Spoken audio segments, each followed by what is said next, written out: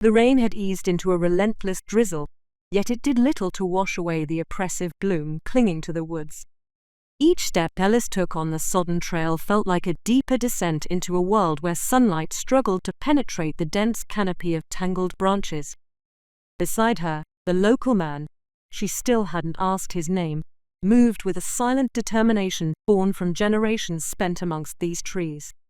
He said little, each word as weathered as the bark beneath their boots. Yet, his weathered face carried a tension she couldn't dismiss. The silence was not natural.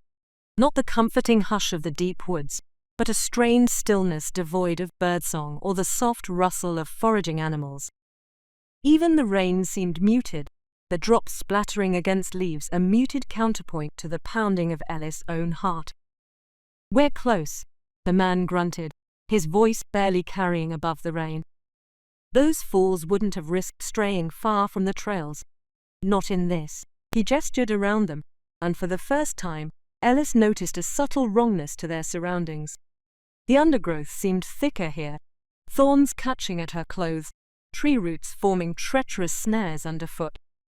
The air itself felt heavier, laden with an unseen weight. Up ahead, a flicker of movement, a flash of white amidst the green and brown. Her hand instinctively reached for her sidearm before she registered what it was. A deer, bone-thin and skittish, its eyes wide with terror. The deer bolted, its panicked flight seeming to shatter the oppressive stillness.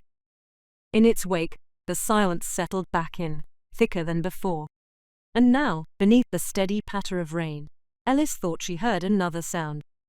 A rhythmic rustling, too heavy to be the wind, too deliberate to be merely dripping leaves. She glanced at the local man. His jaw was clenched, his eyes narrowed, scanning the dense foliage. Whether he shared her fear or was expecting this unnatural change, he didn't say. But as they ventured deeper into the shadowed heart of the forest, Ellis knew one thing with chilling certainty.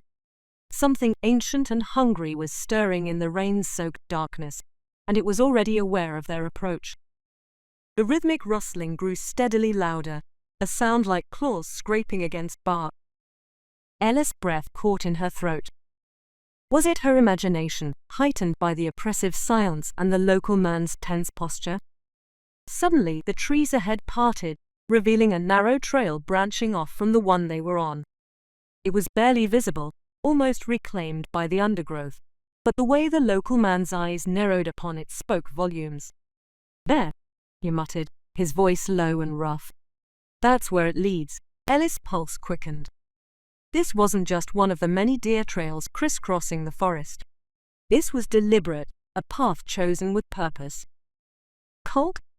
she asked, her voice almost a whisper despite the rain steadily drumming against the leaves overhead. The local man inclined his head, a grim confirmation. "Let's see what they left behind. Pray it ain't too much." With a deep breath, Ellis stepped onto the barely discernible trail. Each step felt heavier than the last, the weight of dread settling like a leaden cloak on her shoulders. The rhythmic scraping sound seemed to emanate from somewhere ahead now, a constant reminder of whatever malevolent entity the cult had awakened in the heart of these ancient woods. The trail wound deeper into the undergrowth, sunlight of fading memory filtering through the thick canopy above.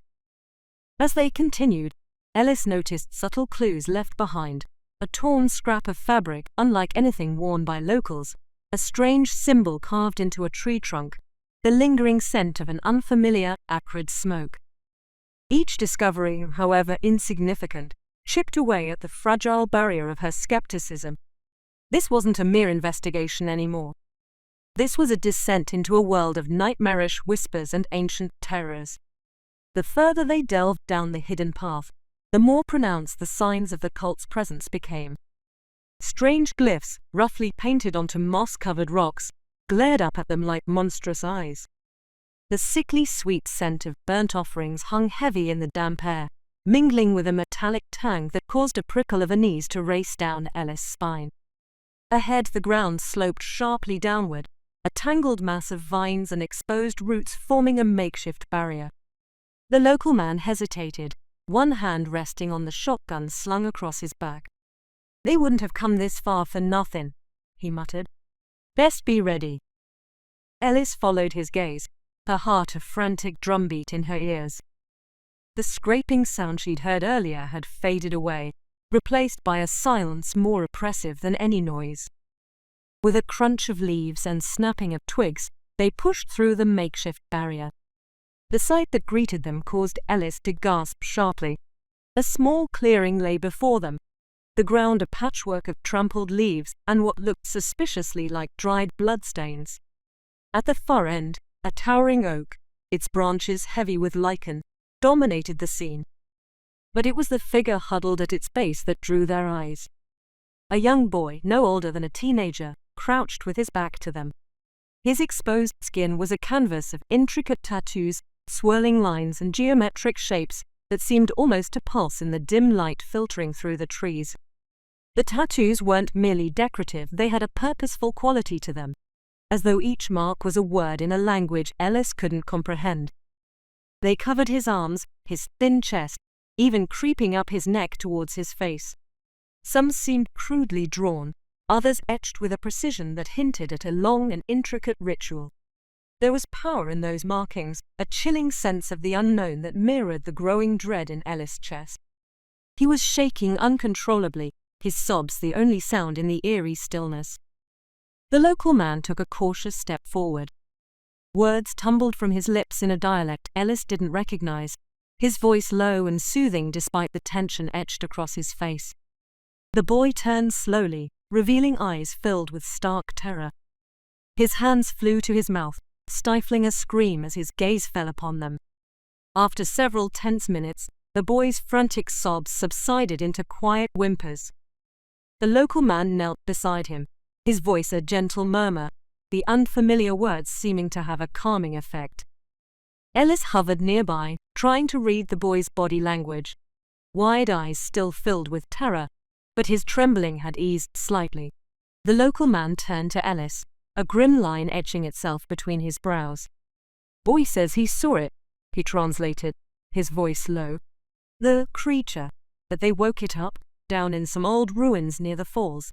He hesitated, glancing back at the boy who'd turned away, as if unable to bear looking at the places his words conjured.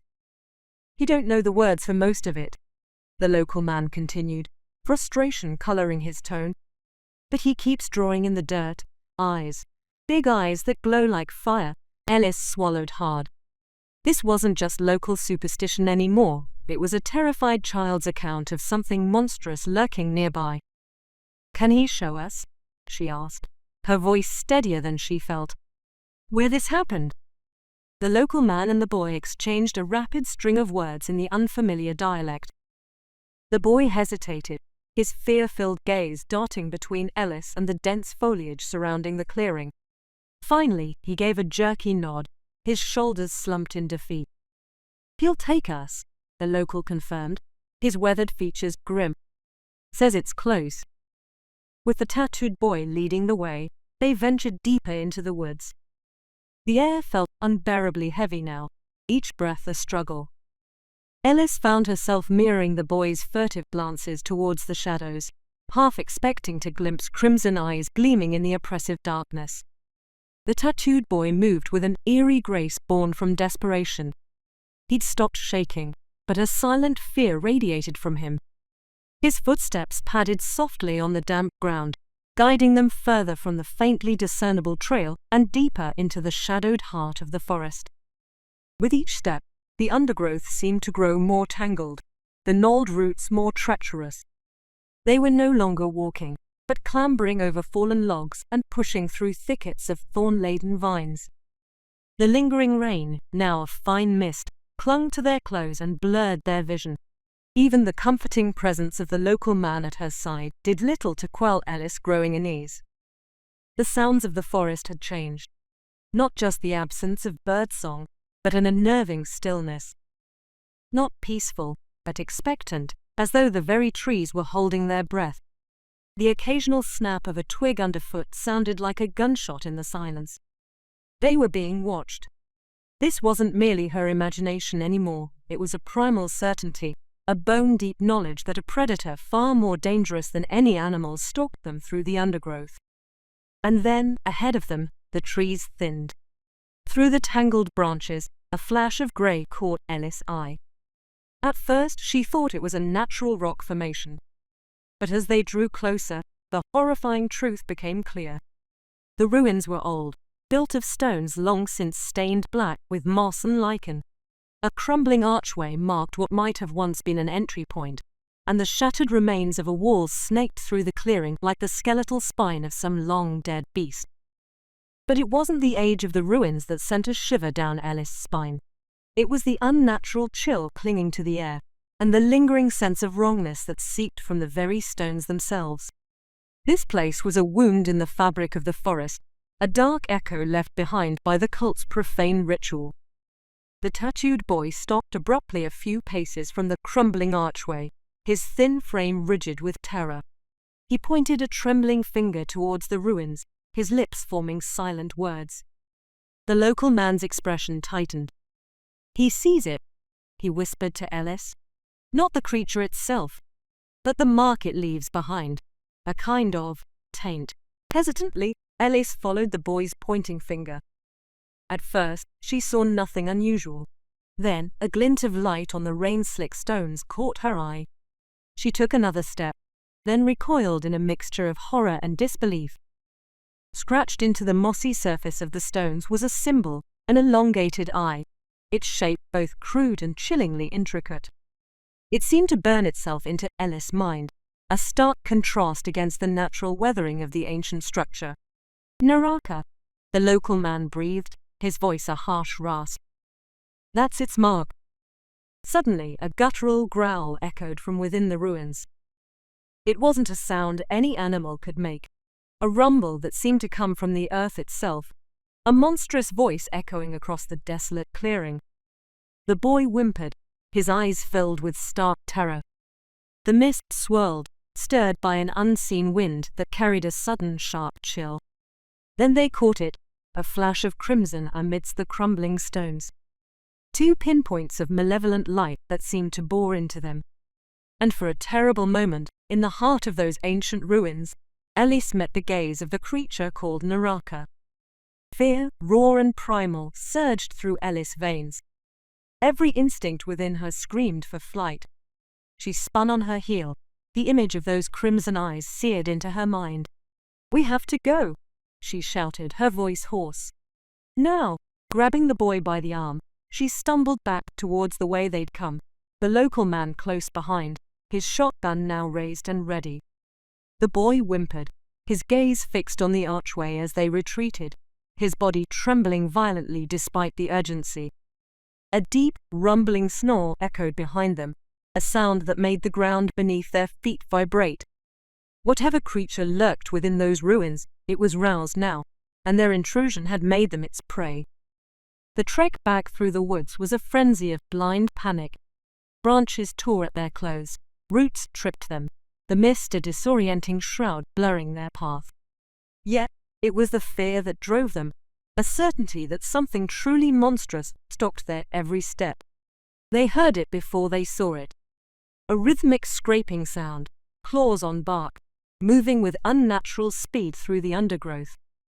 Then a glimpse, a flash of fur as obsidian as the shadows, moving with impossible fluidity through the trees. The local man fired a warning shot, the sound cracking through the oppressive silence of the woods. They didn't stop to see if it hit its mark. Ahead, blessedly, they could see the faint trace of the trail they'd come in on. A sliver of hope in the terrifying unknown. Bursting from the woods, they barely slowed as they plunged onto the trail, the rain now a welcome torrent washing away the clinging sense of ancient evil. But even as they ran, Ellis couldn't shake the feeling that they weren't escaping. The hunt had begun, and the eyes of Naraka were fixed upon them,